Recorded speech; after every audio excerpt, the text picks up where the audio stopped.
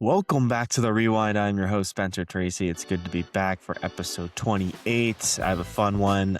New guest as well with Rahmi Ismail, who will be joining me on the show. I grew up playing baseball with him. He's one of my best friends, and he loves the Giants just as much as I do. So we're going to have a good time talking a lot about that and a bunch of other fun stuff. I haven't talked about him. I'll keep it short. Enjoy my conversation with Rahmi Ismail. Welcome back to the Rewind. I'm here with my good friend Rahmi Ismail. Finally get this guy on here. Welcome to the show. Thank you so much, Spence. Excited to be here. I've been waiting for this. Yeah. We got some fun stuff to get into. We're going to talk a little about spring training, the ABS system, some storylines. Biggest itch for baseball season is, everyone loves opening day, but everyone reporting the pitchers and catchers report, getting back on the diamond, seeing those free agency signings in your team's uniforms just gets you fired up for spring training, doesn't it?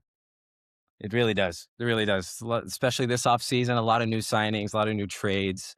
A lot of these teams look very different. So excited to see how they play out. Yeah. Oh, it's all different.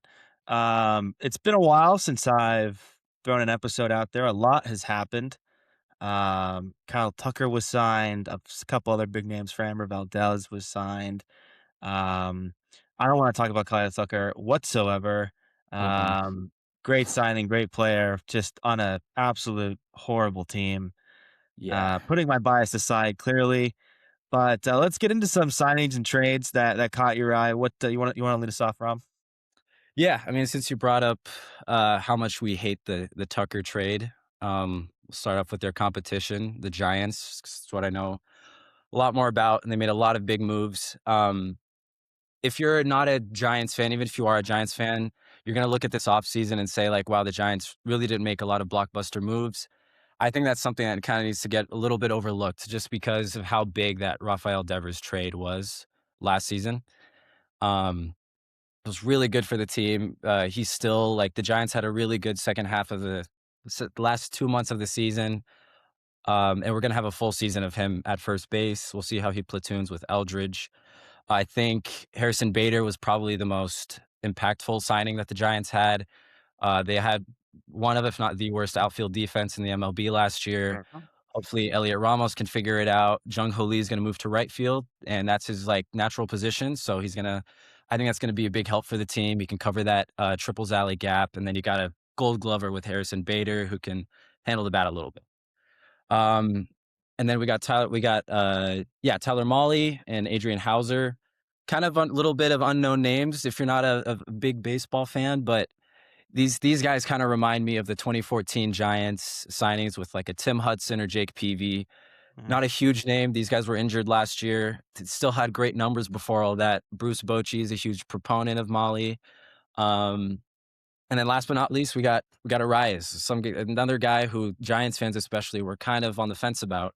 Uh, I I think he's going to only help the team. I know a lot of people are scared about his defense, um, but I think defense is also we don't have the best metrics everywhere for it. I saw an interview with Buster Posey and some of the other coaches like Ron Washington, and yeah, he's not going to get you. He's not going to be a Gold Glover, but he has a really good first step. He can get in front of the ball. And then another thing is Logan Webb. Whenever he pitches, he gets a lot of ground balls to second base. So we'll see how that plays out. And then they have the defensive substitution with Casey Schmidt. Arias is not going to strike out. And if he gets on base, and then you have Chapman, you got Adames, you got Devers to drive him in, I think it's going to be a really fun team to watch. Yeah, a lot of great points there. A lot of great Yeah. points. I really think they needed to address the center field defensive side. As you mentioned, they were one of the worst teams defensively in center field. And as you mentioned, that triples alley, you're going to need someone to track down balls. I mean, you think about all those World Series teams. I mean, you got a lot of guys that are very athletic and very good at covering that triples alley. First thing that comes to me is that Gregor Blanco diving catch from Matt Cain's perfect game, right? Got to be able to Oh, yeah. cover that with Pagan, Blanco. So super important. Bader, one of the best at doing so. You look at his offensive numbers and you think that's such a great positive. I'm not sure how much that will translate into this season. I don't think he's a 20 homer guy playing half his games at Oracle Park, but at the bottom of the order, you get a little bit of speed, and you get that defense. That's really all you can ask from him. And then Luis Ariz, as you touched on. What are your thoughts on the Tyler? Everyone's pissed about we didn't go get a Framber Valdez or a Zach Gallen, and there were so many attractive names off the beginning of free agency. You wanted to go get Kyle Tucker, but we really needed some pitching, and we settled on Adrian Hauser and Tyler Mahle. Do you think that's enough? Do you have confidence in those guys, or do you think that was just we were being a little small market team? Yeah, I think it's tough. Initially, I didn't think that they were the right picks just for the Giants. You know that they have money. Granted that they have a bigger contract with Devers now on the payroll, more money being spent. I thought they were going to go for because Buster the whole offseason was talking about pitching and defense. That wins ball games. That's what the Giants need right now, especially with Verlander gone, Roop getting hurt. They had a lot of positions to fill there. From what I've seen from all the interviews from the Giants coaching staff is that, and especially Buster Posey's, they have a lot of faith in their own guys. And Yeah. Buster likes the culture of bringing someone in who's homegrown. And I kind of agree with that, especially if you're a Giants fan or just if you're a hometown fan, you like to see that. It's a guy who grew up in your system. Birdsong, beginning of the season last year, he was one of the top guys. He had like a 1 ERA for a while out of the bullpen, granted, and then he lost it. The Giants picked up really good coaching staff for pitching help and infield help. So I think that's what they're trying to do. They're trying to add these guys who aren't going to cost as much, but still have a high upside with their great seasons before they got injured. And then if they go down, then you still have Wizenhunt, you still have Birdsong, Seymour. They're looking at a little bit right now. So yeah, it's kind of just a wait to see what we get from these guys when spring training starts. Yeah, Mahle is a very highly thoughtful pitcher. I mean, he played for the Rangers last season, last 2 seasons, and any Giant would know the manager of that team the last 2 seasons, Bruce Bochy, who was recently added as an advisor. So clearly he thinks very highly of him. I mean, last year he put up a 2.18 ERA in Yeah. 86 innings. Ran into a lot of injuries though, which is worth noting. And then I know Hauser has bounced around as well, but he came from Tampa Bay last year, which seems to be an organization that does everything kind of within themselves, and they do it right. They have a lot of homegrown guys, as you mentioned. He put up a 3.3 ERA, but again, he runs into some injuries, and he's kind of been around. So yeah, it's I think they're buying into that, but they have the background they have the depth of a Wizenhunt and a Birdsong. I think you really have to count on a good Birdsong season. I really like him a lot. I'm not sure about Wizenhunt. People rave about his changeup being like super off the table, super nasty.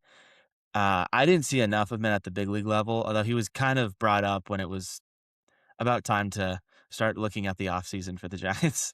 um, but Birdsong just completely lost he could not throw a strike if you paid him to throw a strike. Not at His all. command was awful, and it resulted in him getting called down. We didn't see him the rest of the year, I don't think. Yep. Um, I know you've been listening to Giants Talk. I've been listening to Giants Talk a little bit, which is a podcast with Cole Kuiper and Giants Inside reporter Alex Pavlovich, and they've mentioned bringing Birdsong in if the starter thing doesn't work out as a top-notch like reliever, high leverage reliever. What do you think about that? I think that's kind of where they're going to go regardless. He started the year there last year and did phenomenally. Um, and then the Giants just need a bunch of help in their bullpen. I mean, we don't have that big name. The biggest name we got in there right now, I think, is Ryan Walker. And he had not a great season last year. He's going to have to be our closer with no other signings coming up right now, that at least that we know Yeah. of. And, but 2024, he was lights out. So I think they just still have hope with him. We'll see. Bullpens are hard. Bullpens are really hard. If you're not a closer, no one really knows who you are. So we might know a lot. We might not know a lot of the guys that they might bring in. So time will tell. Yeah, absolutely. Yeah. Absolutely. All right. Any other thoughts on the Giants? I'm gonna touch on them I a just little have a bit in spring very, training. very Yeah. quick thing here. Yeah. I just saw this last night before I went to bed, but Hmm. Dominic Smith, he just got signed by the Braves. Uh, Did you see that? yeah. Would have been a fun guy to bring back, but Yeah, just You no already doubt. I have I loved Eldridge him would last never be year. getting those at bats. It's where do you put him? Exactly. But I really liked it. Like, I wish him the best as like, he did Yeah. well for us last year. Yeah. Yeah, him. Yeah. He went to Atlanta, right? That's right. That's right. He's gonna join our good friend Mike Yastrzemski. That's right. And Mike Yastrzemski. Dubon. And Dupont. Wow. Dubon too. Wow. See, everyone gives the 2021 Giants a hard time for being just platoon guys. But look, they're finding jobs elsewhere. I think Slater went to I don't know, he went to some team that Yeah. I I think he forget. went. I didn't have that written down. I didn't think a Yeah, lot of I people did would I follow don't Slater no one around. cares for Austin Slater. With all due respect to Austin, Stanford guy, local dude, love him. Mhm. Um, yeah, so I guess one of the other free agency things I had written down was Luis Ariz. So I guess we're staying a little bit on the Giants here. Okay. For those who don't know, Luis Ariz, 28-year-old, still a young guy. In the last 3 seasons, he's hit 316, 354, and 314. That's first in the last 3 years. So he is an elite bat to ball guy, just knows how to get on base. Uh, 127 strikeouts over that 3-year span. That's over 1,100 at bats. The dude does not go down without putting the ball in play. He is an elite bat to ball guy. So how does this guy get a 1-year contract for $10 million if he's 20 years old? He's winning batting titles. He doesn't strike out. My God, does he not know how to play defense? Negative 20 outs above average. He's slow, and despite having a high batting average, his on base percentage is only about 40 points higher, which is not relate to a lot of walks. So you don't get the strikeout numbers, but you don't walk a lot, and you lose on the defensive side, which a lot of people are skeptical of the move. That was the big, like, what do he doesn't play defense. Posey's trying to do this pitching defense thing that he won 3 rings off of.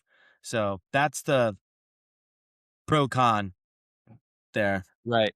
Yeah, and it's a tough decision because I think it's perfect just because of the depth that the Giants have right now with Casey Schmidt. That guy was signed for his defense, and before this signing, I honestly thought they were gonna leave Casey Schmidt there just because I don't really think second base is the biggest change you need to make in order to make the difference between you being a playoff team and not. Um, Again, like I said it already, I went on a tangent about Arias, but I still really like him on the Giants. Yeah, I think they don't offer him a longer deal because, like I said, the depth. They have Schmidt, and then they have that first pick, Gavin Keelan coming in, who played with Tony Vitello. Yep. I really hope that guy develops because the Giants haven't had that kind of a second baseman in a long time. You just don't see second baseman to be that big anymore. Um, and then Arias, it's just a low commitment deal. Like we said, he doesn't have great defense. And what if that becomes a lot more of a liability than they thought? And then the low strikeouts, while it is great, it means that he's just kind of throwing the bat out there and maybe grounding into some double plays, which might not help the team. Yeah, So and it's a mixed bag. he's not beating out double plays. He's slow. And he's slow, and he's slow, and that's the other thing. The Giants, like, I think they were, I forget the exact number, but they're one of the worst teams in, like, base running and stealing. Like, they don't run, and yeah, Rice was never gonna help that, so No. not at all. No. So that's the hate that has received. It's like, yeah, great, we got a bat to ball guy, but he's slow, he doesn't play defense. Like Casey Schmidt would have been fine. I don't know. You look at that lineup, just like the lineup. When you look at a lineup, you don't look at like defense, you just look at bats. When you Exactly. look at the lineup with Luis Ariz in there, it's a lot sexier than when Casey Schmidt's hitting sixth. It's like, oh my God, Casey Schmidt, Harrison Bader, Patrick Bailey to end the, and who knows what the hell Bryce Elder is gonna like. It's like Yeah. people are saying a Bryce Eldridge year is like 240 with 20 bombs, and that's if he makes it. Like if he stinks in spring training, I don't think makes the active roster. You actually told me you don't think he's gonna make the active roster. Period. Not until later. I didn't think yeah, not until later. I just can't so the one side is dude, the guy's 21 or 20 I years know old. Like, he's a kid. I can't He's a believe little that kid. He's a little he's kid. about to start right next to Dever and like a veteran infield. And it's like, Yeah. even if he is first base or just DHing, I don't know. I haven't seen crazy here. I had his stats pulled He up. is not also, yeah, they didn't make him play first base until I think last year, maybe 2 years Yeah. ago. Like, he's Yeah, he was just a two-way learning guy. how to play defense. Yeah, he was a Mhm. two-way. Yeah, That's and right, now that he's that's right. taking fly balls in the outfield too, because that corner, that right field spot, like, who knows, like, maybe Bears don't work out, Young Who, there's injuries, stuff happens, so they're Yeah. trying him out in the outfield. I think that's such a good idea. It's just Why to not? get him 'cause another exactly, like Belt did it, another guy Yeah, who's all lanky and not too athletic. We're already not really athletic at first base right now with Devers not an athletic team, no. and yeah, and I hear you talk about that a lot. Yeah, so like anything we can do to get him going because Giants fans are excited about him. I'm excited about him. Like he's going to be another face of the franchise guy. That's what they hope for him to be.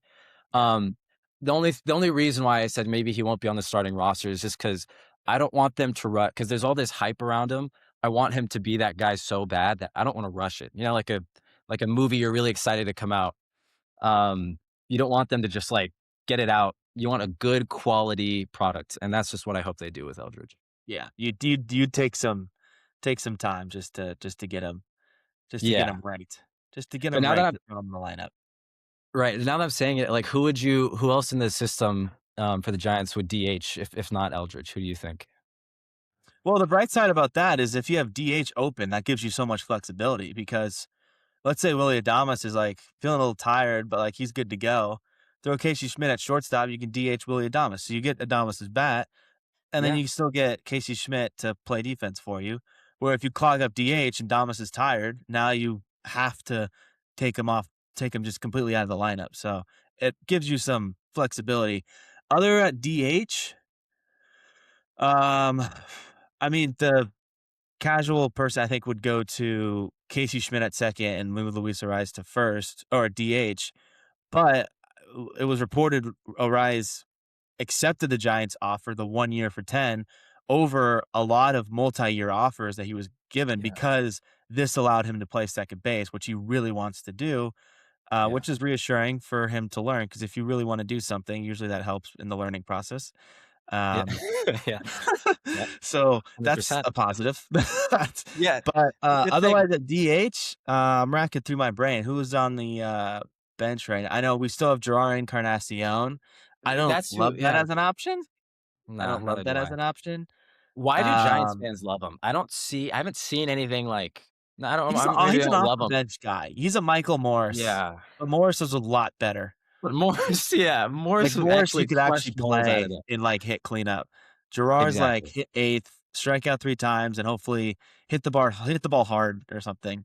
exactly, Uh, exactly. yeah. Um, I know. Let's get yeah. Christian Potts in there. Huh? Oh, yeah, Get Christian Christian Potts to Cos. Why DH. not? I don't know. He had I a don't know. couple He'll get on heat base. streaks. Yeah, he had a couple hot streaks He'll there. clutch it. Grant McCray, not someone you want to DH, kind of someone you Oh, want to play defense, but um yeah, I they have think a that lot will of be guys. potentially there will be some spring training guys who win spots. Christian Cos was the guy last year who just balled out in spring training, and they're like, all right, let's throw him at second base. Yeah, and Yeah, still, and I thought he did great too. yeah, He yeah. just the only thing he does not look intimidating. Like you see him come up No, there, but that's it could be benefit or not. But pitch to him. I look Pitch at to him and I'm him. like, Yeah. yeah, yeah, yeah. Pitch to Coach, him. you want to walk? No, pitch to him. Pitch to him. No, pitch to Just him. fastballs. Let's see if he hits Just it. just don't hit him. He might be out for Yeah. the season. He's the only So guy that can actually run on this team yeah, besides like Matt me and like Young Hooley. Yeah. yeah, exactly, Uh, exactly. yeah. But So no, Luis seriously, Suarez. like We're pro Luis Suarez. yeah, yeah. I'm a big Pro fan. I think more fans should just be excited about him. I'm excited for the Giants in general, man. Yeah. The other name I had It'll be written fun. down that a lot of good Giants Twitter users were really looking to see them add because it took him a while to sign. He just signed. Is Zach Gallen? What took a 1 year deal Mm, for 22 million in Arizona. Now there's a couple things interesting here. Uh, played for 2 years or yeah 2 years ago, 3 years ago when the D-backs made a World Series run. Just 3 years ago. 3 years 3 years ago. ago against the Rangers. The guy, the ace, the Logan Webb, Cy Young candidate. Go in there. You're confident you can win any game that he's on the mound. And now he's getting 1 year deals in mid-February. Little bit of a step back for him. He ran into some injuries 2 years ago, I believe, but this first half he was unbearable. I mean, ERA up in the fives and sixes, Yeah. just getting knocked around. And every ballpark, every lineup was hitting him, except for the Giants, ironically. Uh, he had a little bit of a turnaround. I think he had Of a anyone. high three ERA at the end of the second half in 77 innings. But anyways, he got a qualifying offer at the end of this season, which he declined for 1 year, 22 million. Fast forward 3 Mm. months to a couple weeks ago, he signs that exact same deal in free agency, and then he gives us the whole spring training crap about, "Oh, the D-backs are my team, like, I always love the D-backs." It's like, "Alright, yeah, well, you should have taken the qualifying offer instead of hitting the market." Yeah. No one signed you, and so 14 of that is deferred. We don't really know much about deferred other than you can do it. We don't know the effects of it. The Dodgers Mhm. will let us know in 8 years, but, Exactly, um exactly. yeah, so that's a little weird. Well, Corbin Burns is out till July, so that team gets a little weird pitching oh. wise. I just think it's a weird signing. I don't know if you had any thoughts on that. Yeah, I didn't, I looked at it, I saw that they brought him back. I just kind of glossed over it. After the season he had last year, and I'm sure he was still at like, I think the minimum you can pay for a starting pitcher now is like 12 to 15 mil. Yeah, And granted, he has a good pedigree, and he had that really good seasons a couple of years ago. I don't know. I think they're just scared, especially with the like Merrill Kelly is going to be pretty consistent for the Diamondbacks. it's been a Corbin great Burns when year. he's back, and I just think that a lot of these other teams when I was looking at all these trades, a lot of their pitching rotations are kind of set. And after the season Gallen had, you're just a little bit more skeptical, and I don't know if you want to pay almost 20 million, even if it is for a year. So I think it's just more comfortable. They've worked with Gallen for years now, so I think the Diamondbacks are okay with having him back. We'll see. He might have a big turnaround. So Yeah, it's a contract year for him. I mean, he gets some deferred money later on, and yeah, if he puts together a great year, he's back on the market and he can make a big time offer. yeah. We know he has Um, this stuff. It's just going to be a couple of yeah, coaching he's just got to mechanical put it things. So together. Got to figure it. He's got to exactly. figure it out. Any other signings? Poof. Couple of Catcher? ones that like yeah stood out. I just think in general we don't spend too much time on it, but the Braves really look strong to me this year. Like their Really? full lineup. Dubon is an athlete. They got him. They got Yastrzemski. Even if he's like off the bench, that's a great guy to have off the bench. All of these guys too, like we said, like they are beloved Giants. So like another reason to watch them. But I think the biggest one they got that stood out to me was the Jonah Heim edition, because they have their rookie, Baldwin, and he Yep. had a phenomenal year last year. And then you got Jonah Heim, another like good vet. He had a really good time with the Rangers, and that's gonna be your backup catcher. And then you still got you got Acuna, you got Albies, you got all those great. You got Olsen, all these great Braves hitters, and then they're gonna have a great rotation with Strider and Sale.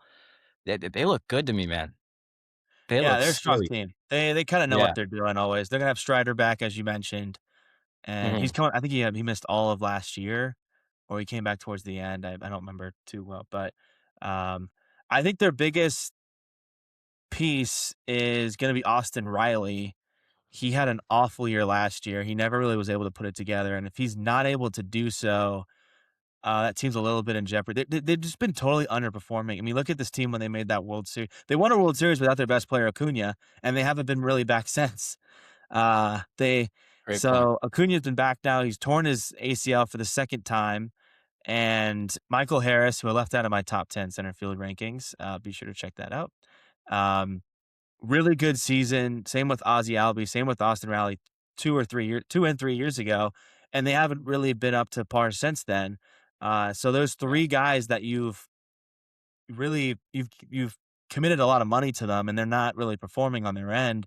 So you kind of get yourself handcuffed. And I don't know, maybe if they had some available money, they would have gone after a Kyle Tucker or someone interesting to really bolster that lineup and really get themselves close to the finish line. But uh, yeah, they've got some question marks they're gonna have to answer, and that's gonna rely on Austin Riley returning to form, Ozzy Albies returning to form, Right. and their pitching staff staying healthy.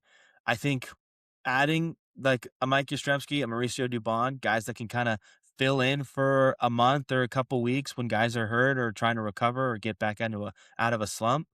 Those guys are great fillers. Mike Yastrzemski, great defender. He can platoon. He can go yard as well. So Um, and they've got that brick wall in right field. He's been around that. We've got one there too. So good Uh-huh. call. Good shout. Jonah Heim gets you some defense too behind the dish. Braves will be they're Yeah. always an interesting team. That'll be interesting. Yeah. They're always an interesting team. Yeah, good tangent one. Seriously, they're gonna be very good. But and then the last two teams that just made a ton of moves, Orioles. They need, I think, a huge turnaround. I think Yeah. about 2 years ago, I have a good friend who's a diehard Orioles fan, and when they got Corbin Burns that one year, and they looked really good. I mean, they were playoff bound, and then last year I mean, you couldn't recognize him, it seemed like. And so they needed a lot of these moves, and I'm glad they did something about it.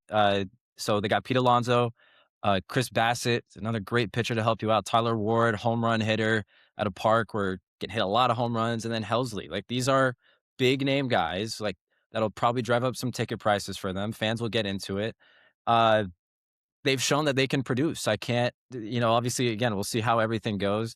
They lose Gary Sanchez and they lose Grayson Rodriguez, but I think these additions kind of, you can gloss over that. I think having Alonso, Bassett, and especially Ward there, their team looks a little bit better. Ward strikes out a little bit, so does Alonso, Mhm. but still, I think it'll help.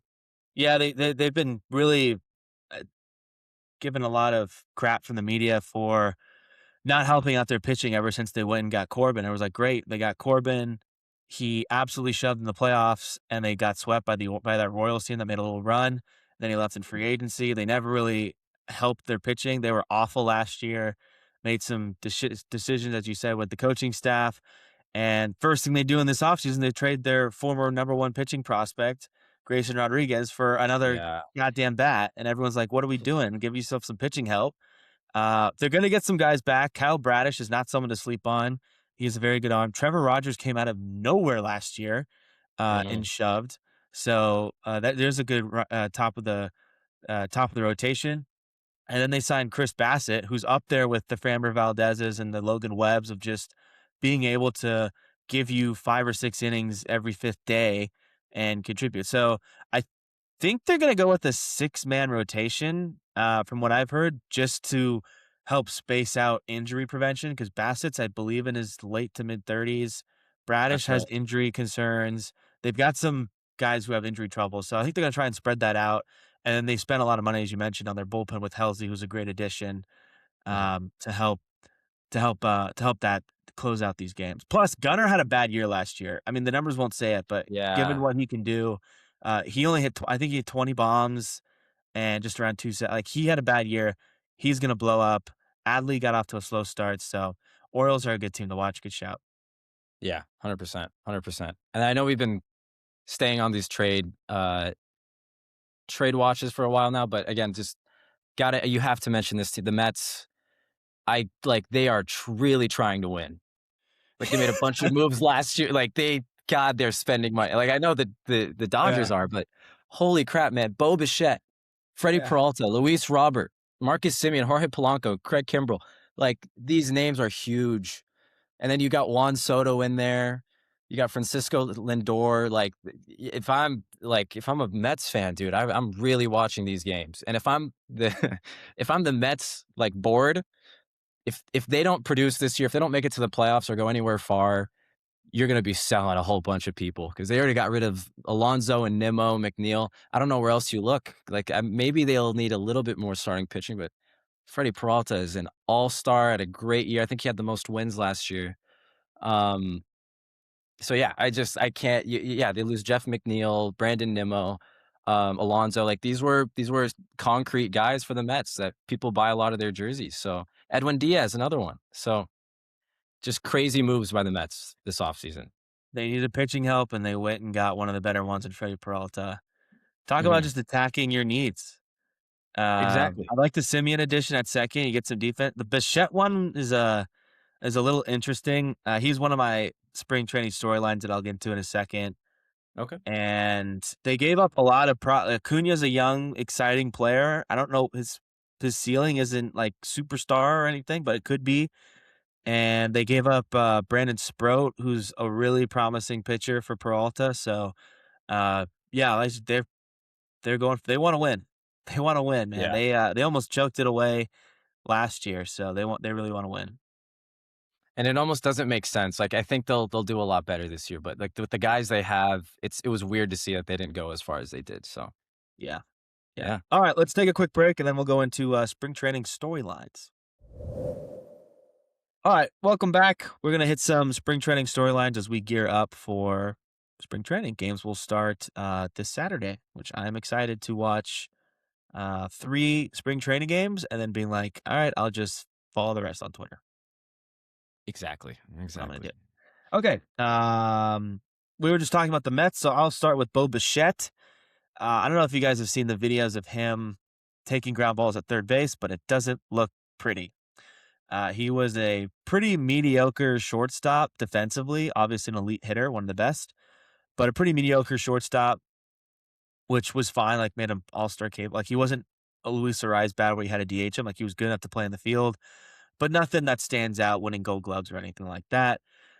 So then he was like, I'm open to moving to second, which is, pretty much the same. A lot of people do that. It's a pretty natural. A lot of guys are drafted as shortstops and then get moved over to second base.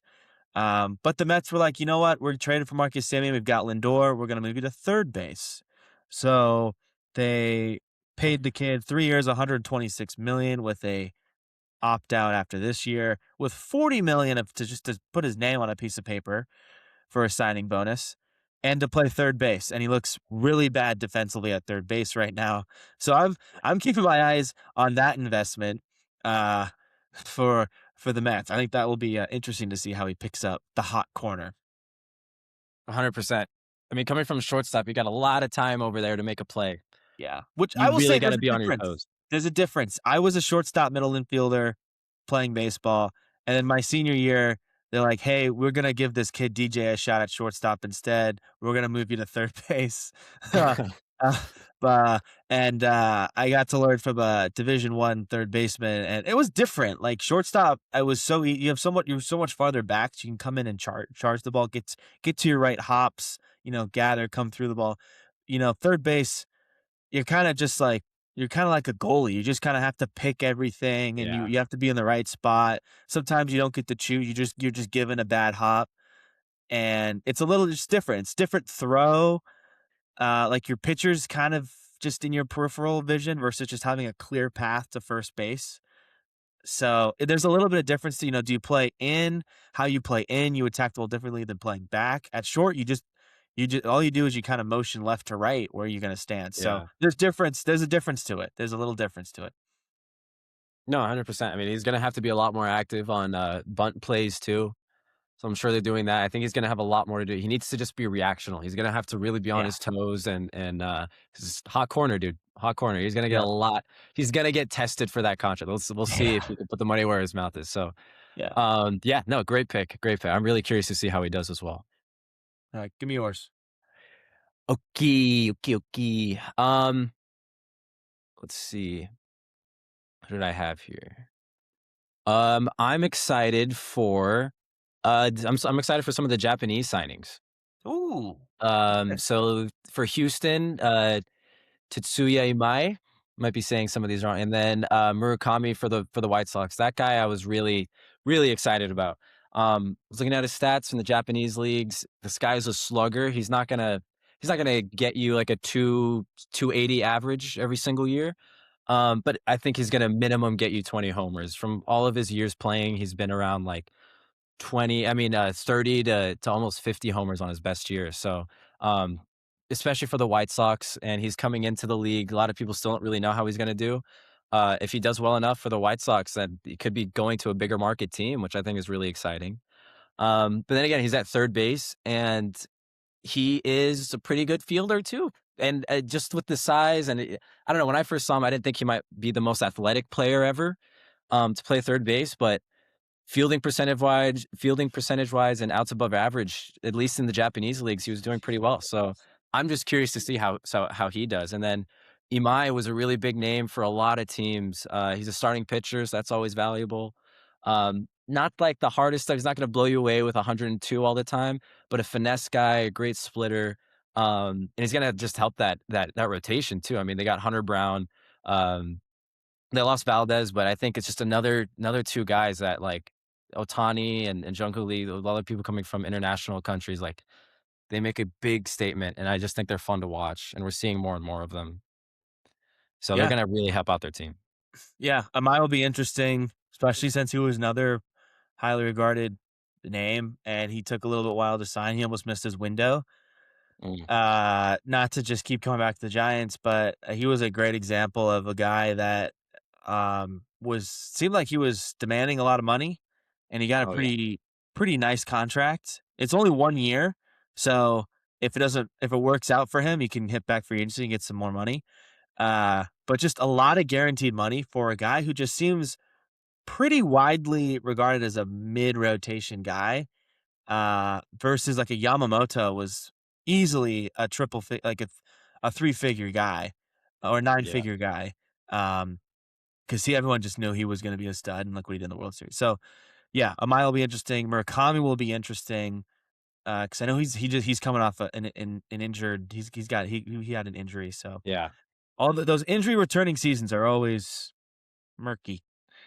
They are. But the pop speaks for itself. My Exactly. We'll next see. guy is number one prospect Connor Griffin. Depending on Mm, where you get your prospects, he's one or two. But the 19-year-old kid, people are saying he might make his debut, and we just talked about how Eldridge we kind of want him to blossom. This kid absolutely rakes, and he is a unit 6'4", 225, and in the minors last year he went from low A to high A to double A, if I'm correct. Might have been triple A. I think it was double A. man. 914 OPS, 65 stolen bases all of last year. He hit 333 with the 415 on base percentage and a 527 slug.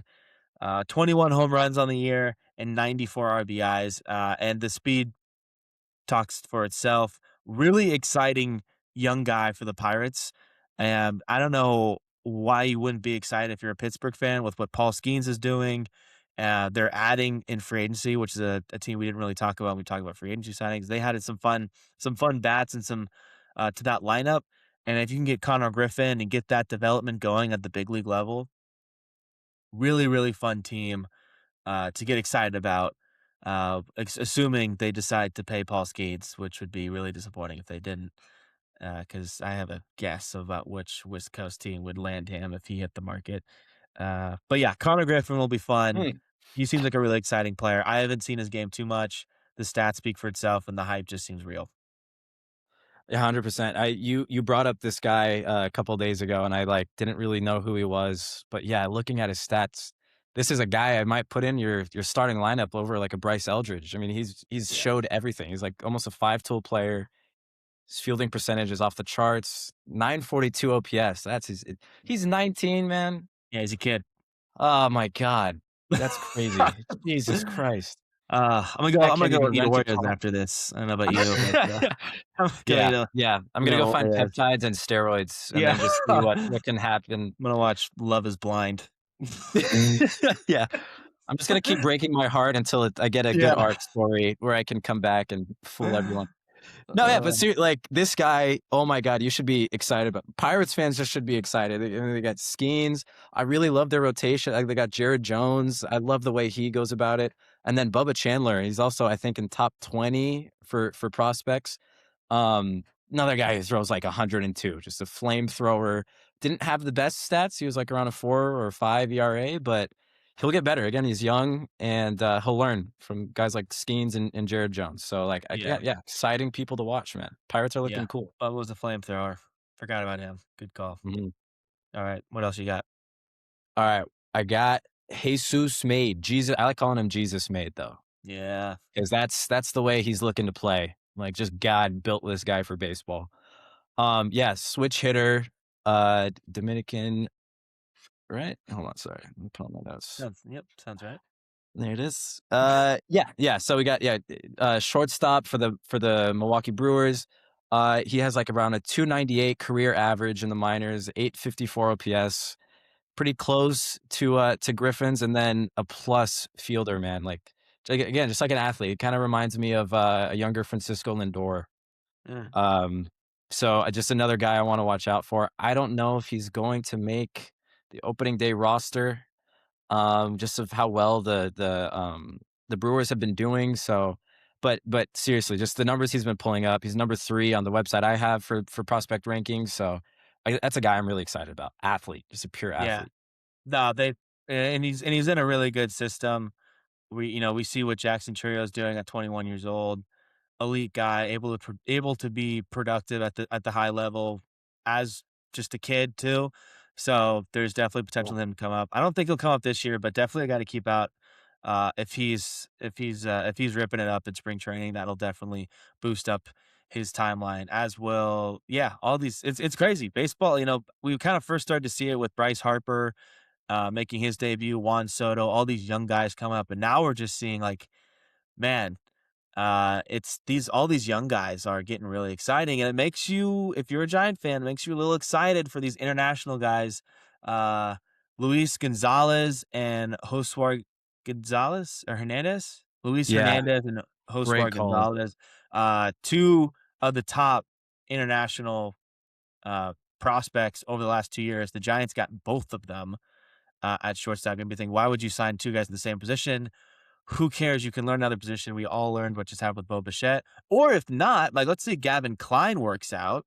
Now you have a guy to, yeah, if you need another pitcher in an offseason, you have a high prospect you can use as an asset to trade for a guy like Freddie Peralta, which we were all pissed we didn't get, or something like that. So you can use them as assets. You can't really trade draft picks. There's some rules where you can, but it gets murky. You can't really trade Right. draft, but you can trade prospects. Those are your draft picks. So Hmm. it's always good to have a farm system. But these young guys get you really excited. I've heard a lot of praise from those guys. The other guys I mentioned, my last two are Eldridge and Birdsong for the reasons we've kind of touched on. Let's Eldridge, go. man, if he's loud this month, he's got a shot to make the roster. I almost feel like they're counting on it.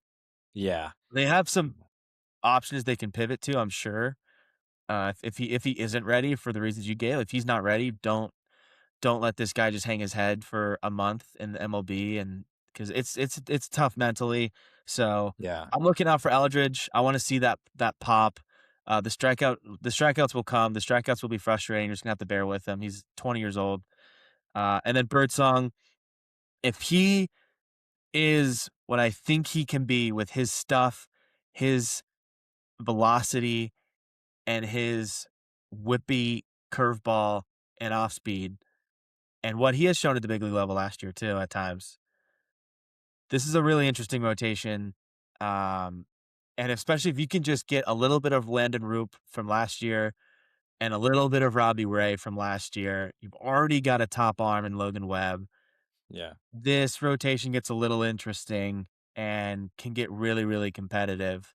Um, so I think Birdsong would be such a huge addition if he can really just be an absolute animal. I think he has top rotation potential. I really like this guy. He's a big strikeout guy. You were just telling me about strikeout numbers, how they doubled Yeah. from for hitters from 11% in like the 50s to 22% now, which is nuts. So being able to get that strikeout is massive. So I'm looking out for Birdsong and Eldridge for the Giants. Fantastic picks. Me and you have talked about Birdsong for a while. I know you really love the guy. And with what he's shown, like he's a homegrown guy. If you've seen just videos of him, like guy's got a personality. He's fun. Like he's a Giants player, like great culture with him. And just his stuff, man. Like I think he's tall too. What is he, like 6'6" or something like that? Yeah, he's yeah, Spot. he's Like tall. this guy's a unit. He can get up to 98, 99 on the Yeah, fastball with that great curveball you mentioned. He's got a kick change. Yeah, if he can be that guy he was out of the bullpen for the Giants last year in the first half, and he can keep that consistent the whole time, even if he doesn't have a starting position, if he can be that long reliever, man, that's a great position for the Giants to be in. I'm really hoping for 100%, that too. Yeah. 100%. All right, last one. What do you got? Or we can go to Last ABS. one. Let's see. Last one I got. Um, I'm excited to see. It's gonna. I'm excited for the Blue Jays a little bit. I think Mhm. they're. I don't have a specific prospect or something, but just talking about spring training. They got Tyler Rogers, and I think I've mentioned I really like Tyler Rogers. I wanted him back on the Yeah, Giants. yeah, He's going to be a great bullpen spot in a position where the Blue Jays really needed bullpen help in the World Series. I think he's going to be a great guy. He's a good seventh, eighth inning guy to get you out of that inning. Dylan Cease, I'm curious about. Still, like you lose Bassett, so I think you need someone like that. But again, his season with the Padres wasn't the best. He'll get you 11 Ks one game, and then he'll pitch one inning with 5 earned runs the next game.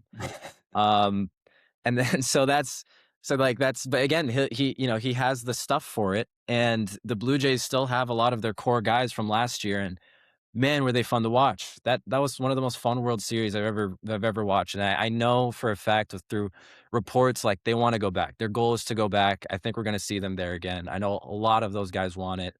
I like Eloy Jimenez, just another good bat to add. Hopefully he can be consistent. So this is just more of like watching the team with these signings. I just want to see how they end up going with these, especially Dylan Cease, because if they can get a lot more of their full rotation down to be consistent, yeah, I think we're going to see him again. Yeah, a good team. They didn't lose enough they didn't lose a lot other than Bo No, Bichette. right. Um, so it seems like they can really take that step. The pitching looks really good with Cease, a pretty big contract, but they might pay that price later. Hmm. They've got their international signing in Okamoto at third base. So maybe Oh they move yeah. Artie Clement to shortstop. It'll be really interesting to see how he does. Another guy with massive pop. I think they caught lightning in the bottle with George Springer last year. He was unbelievable, like MVP type of numbers. I was kind of Oh yeah. upset he didn't make an all team. I broke that down in a later episode or an earlier episode. But yeah, the Blue Jays are a really fun team. They're great. They're really exciting, and really good environment there too for a team to really pop off. That was electric. Really played into the World Series that of how what it was. Yeah. Yeah. Really Do you wish have any? they won it though.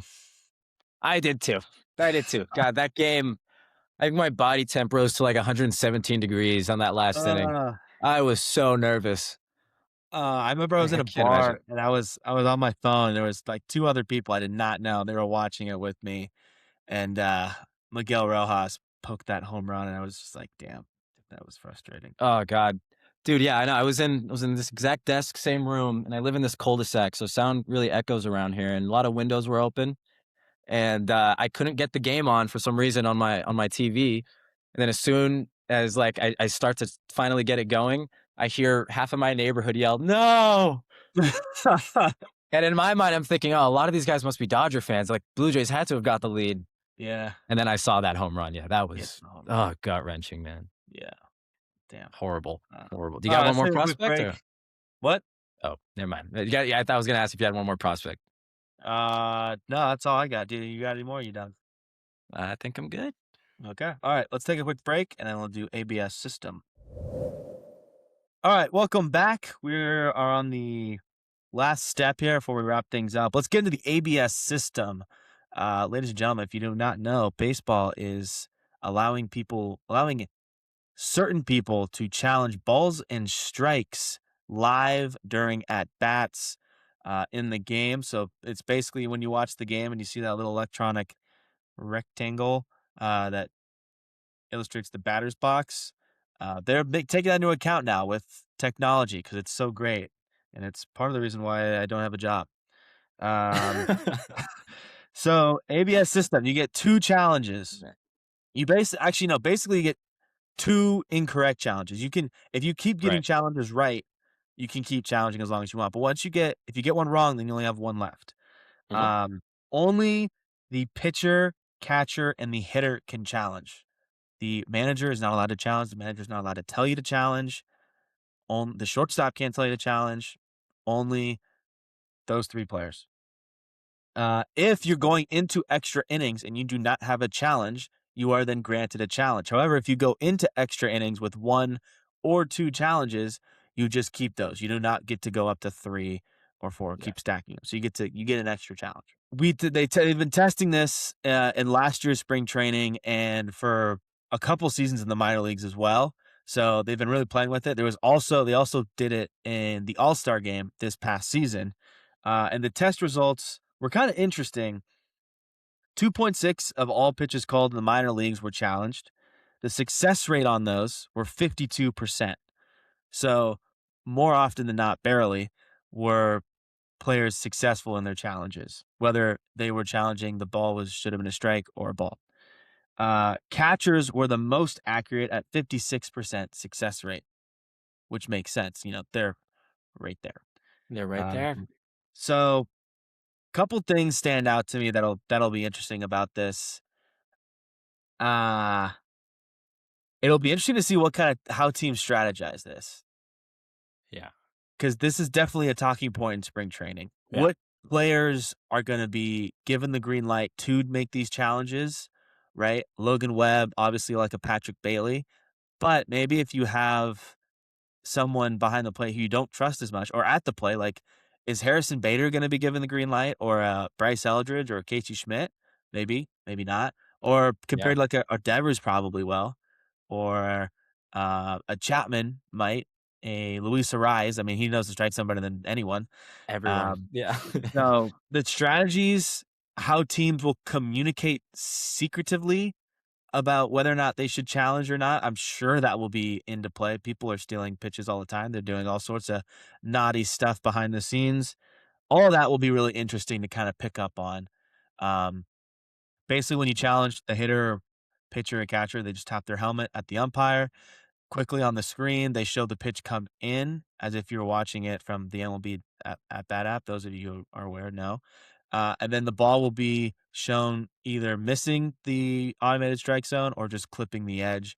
And then therefore the umpire will make the distinction of ball, strike, correct, or wrong. That's pretty much it. Rob, thoughts? Yeah, great points. Great points. Yeah, going to the strategy part of it. Yeah, a lot of teams have already said that if they're going to on the defensive side, they want their catcher to call. Yeah. A lot of them they obviously have the closest view. I just read an article this morning right before we joined that the Astros had like a team meeting about this, Mm. and same thing. Yeah, they're encouraging their pitchers to not challenge any strikes or balls. They only want the catchers to do it because of that better view. And I think that's a good thing for the pitchers. You've heard Sale. A lot of people have heard about him come out and already say like, "Oh, I'm not an umpire. It's not my job to call."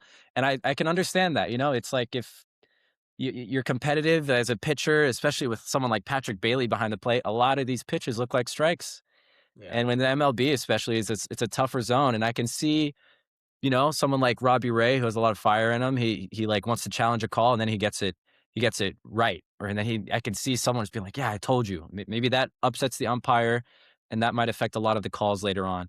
And then on the other side too, if you get it wrong, I think that might get into your head a little bit. It's like, "Oh crap, I didn't challenge the right call. I just wasted one." Or so that's something that could come up. Um, Another thing that I thought was important looking at the rules, I think we had the same source on this too for MLB, but an umpire can disallow a challenge if the umpire thinks that the batter, if he thinks that the batter, pitcher, or hitter got help elsewhere. Those are the only three people who are allowed to challenge.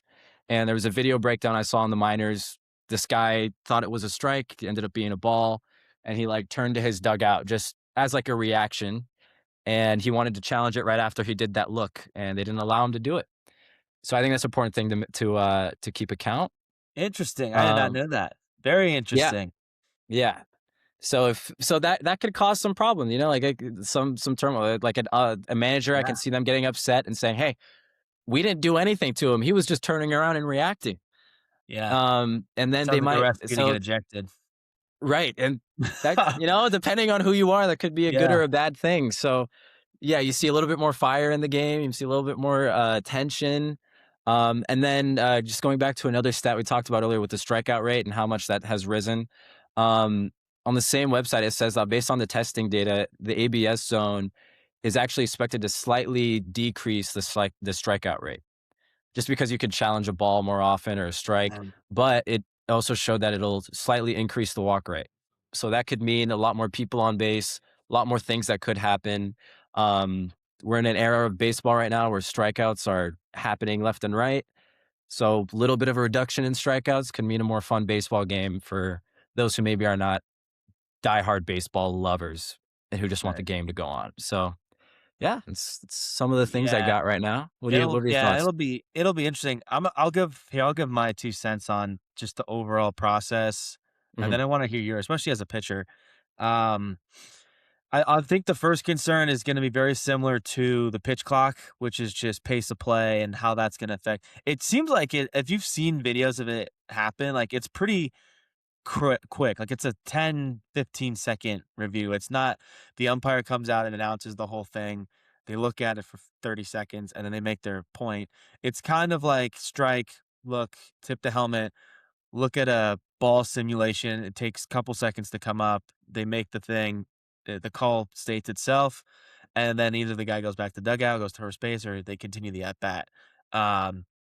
So it'll be that part will be interesting. I don't think it'll change the pace of play or prolong the game any more than it is. Like you only get two challenges, and if you get those right, I don't know. This is new. This will be new. So they could be Yeah. barely used. It could be used a ton. I mean, it was used in 2.6% of all called pitches.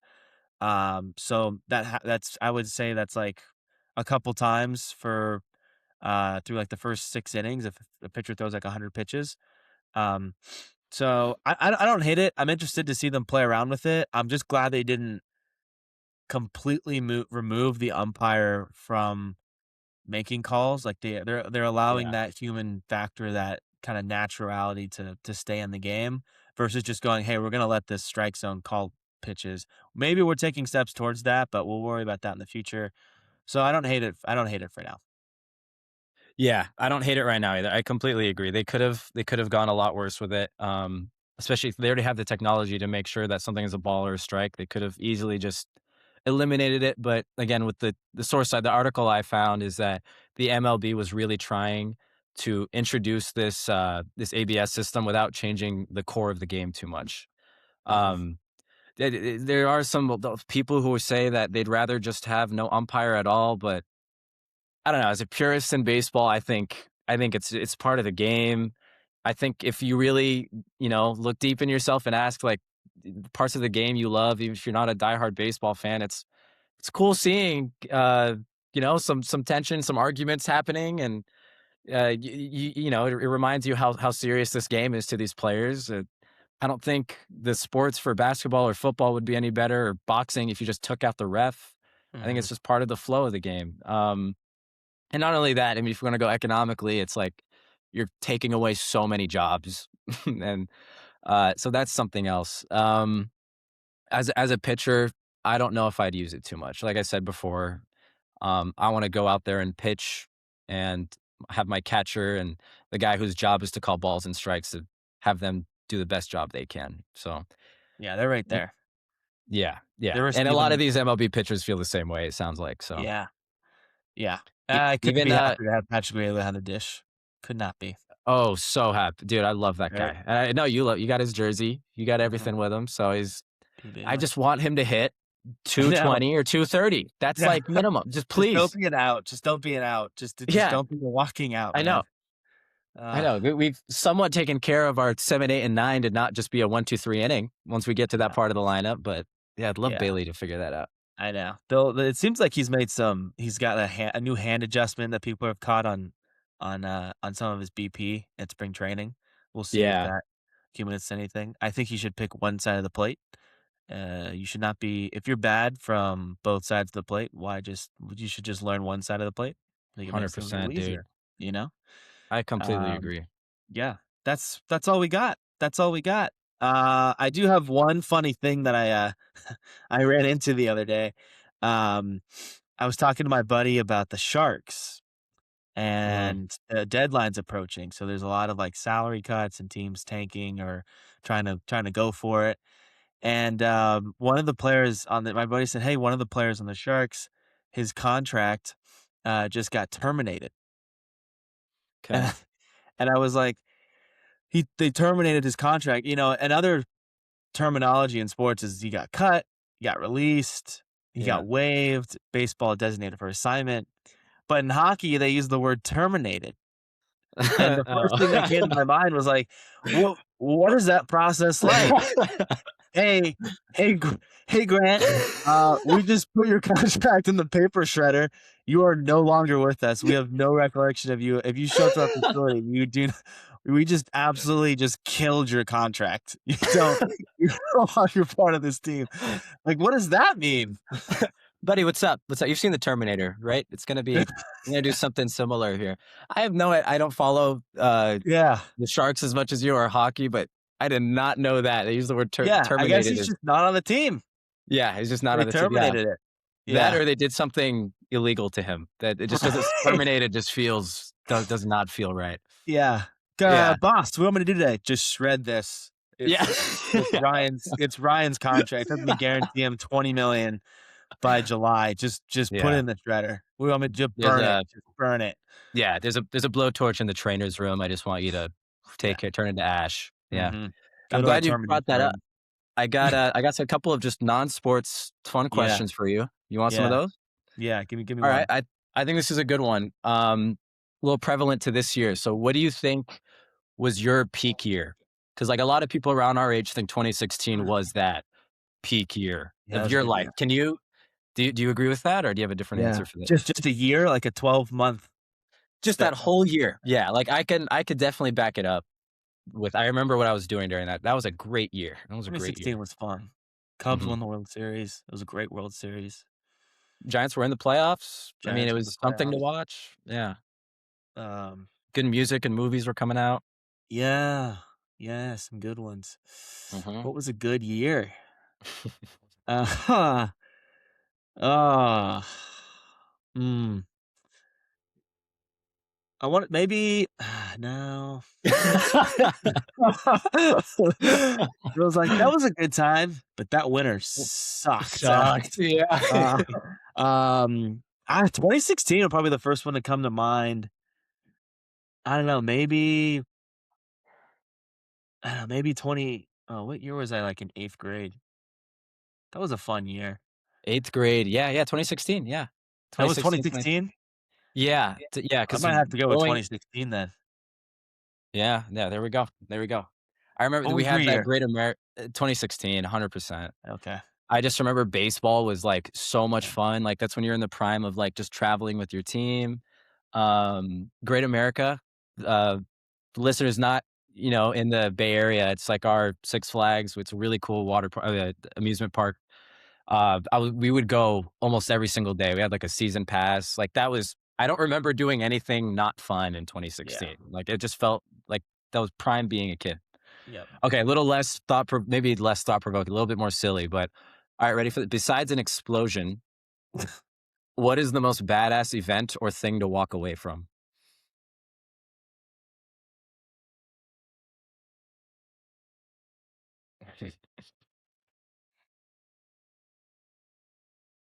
I like this one. It's a bad you have to like, you look cool walking away from it, Like, like you that. look cool walking aw yeah, like you watch Mission Impossible, Tom Cruise is walking away from an explosion, looks really cool. Mm, Let's not do an explosion, what do we think?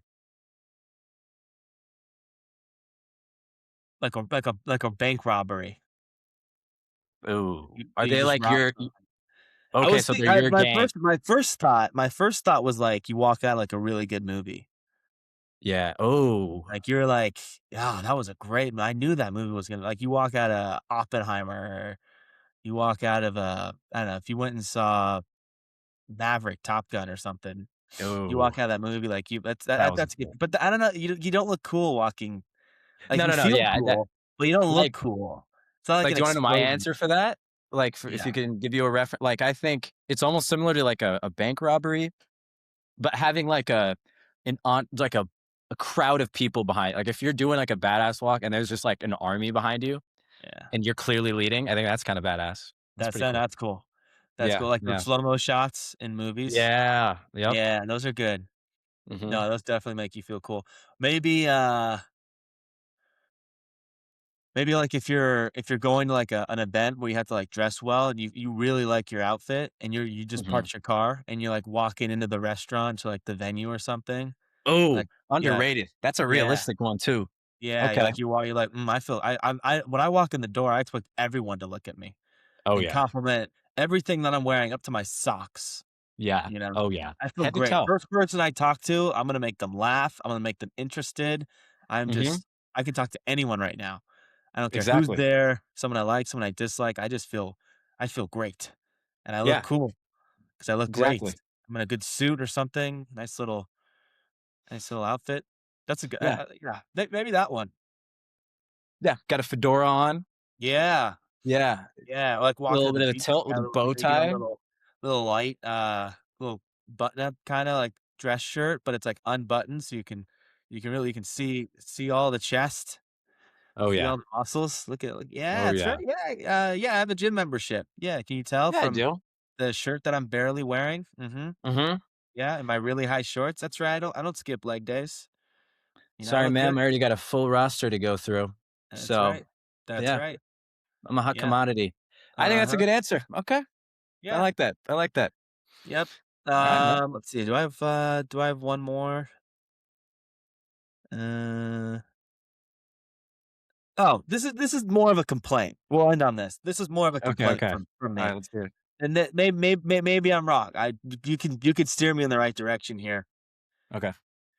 If I'm going outside, right? And I'm like, "Hey, what's the weather?" And you say it's like, it's 30 degrees. It's 30 degrees." And then I'm like, "All right, I'll dress for some cold weather." I get some layers on and I go outside and it's windy as hell and I'm freezing my ass off because it's 30 degrees, but it feels like it's 10 degrees. That's another Yeah. layer or two. I don't want to know what the temperature is. I want to know what it feels like because I'm going to feel this weather. Yeah. I want to abolish the temperature. What it feels like should count as the temperature. That's where I'm that's me. I think that's a phenomenal take. I think we go yeah, yeah. We need a lot more of that because it happens more often than not, especially around Right. California with, like, wind, and Yes. we're almost always wrong, but Right. Um, like, for example, we're having we got a bunch of flood. I'm in San Diego right now, so I'm a bunch of flood warnings. It rained last Oh night. yeah. Last 2 days, it's been rain, but they're just like scaring the hell out of us. They're like, stay indoors, get your paper towels, make sure you're stocked up. It's like raining for like an hour or two at night, really hard, and then not. But yeah, I think we definitely gotta change that. We definitely gotta change that. Yeah, I walk It's out and well, I'm expecting to be one temperature, but it feels like this other temperature that I was not alerted. it And affects the so day, right? Like, and say you're gonna then go now hang out I'm with some uncomfortable because I'm freezing or I'm just sweating through something like I'm hot. So, and exactly, and not only that, but say you're gonna go meet up with someone, and then I see you yeah, come up wearing, not the appropriate apparel. I'm gonna be like, "Dude, why aren't you dressed for the weather?" yeah, And now and you look now like you're an a little idiot. embarrassed. You look like an idiot. You look like an idiot. You So look I like an agree. idiot. You look like a I get freaking there's idiot. like a science thing, like you gotta know specific temperatures for different, you know, fucking elements or whatever, but Yeah, but let's get real. Let's get real because let's get real. Thank let's you. talk about what we're actually gonna feel out there, Mhm, huh? It's mhm. like, I don't care. Like, do you care about UV? Like UV ray it's like Uh, how much of the sun you're gonna feel? Like the UV rays whenever no, you look at the I'm weather not app? no, not Mm-mm. really. I'm never Okay. checking UV. Okay. No, no. It's I'll weird. I'll Okay. never be like, "Dude, wear a tank top, the UV's high today." You know? Maybe it's like a San Diego thing. We were always talking about, "Oh, Yeah, yeah, UV yeah, is a lot heavy." of people like to tan down there. It's Yeah. a big year if you're a tanner. Yeah. I'm not a tanner. My name's Rami, but it's, yeah, yeah. I mean, it's a little bit different. Sorry. Classic. Yeah. So we're gonna end things. Yep. That's gonna do it. Rob, really appreciate you be bringing it on. Appreciate your insight. We'll have you back on soon for I had sure. so much fun, man. I'd love to be back on. We'll This was probably awesome. talk once the season gets up and roaring. Yep. Yeah, man, it's been fun. Appreciate you coming on. Love what you got going here, man. Thank you. Thank you. This For was sure. fun. Yeah. Have a good I appreciate everyone who got to this point and finished the entire episode. It means a ton for me. Be sure to follow all of the Rewind on social media at at the Rewind Podcast or at the Rewind 3 on YouTube. You can follow our clips. You can check us out on Instagram at the Rewind underscore pod. Check out my Twitter to follow along with all my content. I'm doing a countdown to Giants opening day, currently at day 34 when this comes out. just recapping everything that's notable in Giants history based off how many days we are from opening day. You can find that on Twitter at SpencerJTracy19. Be sure on the lookout for my top 10 center fielders breakdown. I also dropped that on the Rewind podcast. Appreciate everyone for supporting the podcast. Takes a lot of effort to put on this, but it's all really fun. I hope you guys are enjoying it. Take care.